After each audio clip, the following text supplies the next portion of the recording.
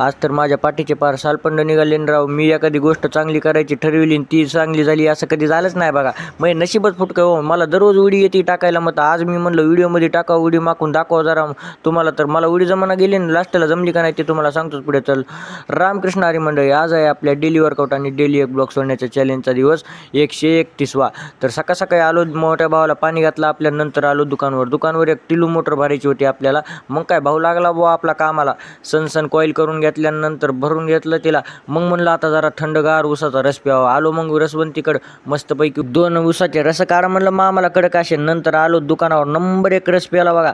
आज वातावरण असं पावसाचं झालं तर वरी क्रिकेटचा मॅच चालू होता. मग काय मीन माऊली निघालोत मावर, आलोत मावर. तर पावसामध्ये इथं मॅच चालू होता. थोडे थोडे थेंब येऊ लागले. तुम्हाला सांगू का, आपल्याला तर पावसामध्येच क्रिकेट खेळायला मजा येते. आता ते मला येत नाही क्रिकेट खेळायला, ती वेगळी गोष्ट आहे. मग पावसामध्ये जास्त मजा येते. तुम्हाला कशी येते ते आम्हाला कमेंटमध्ये नक्की सांगा. आपल्याला फॉलो करायला विसरू नका. आता मी उडी मारल्याशिवाय खाली जाणार नाही असं ठरविल, तर मग उडी मारली बघा. शेवटी उडीच्या नादात माझी पाठ शेकली राव पार. पण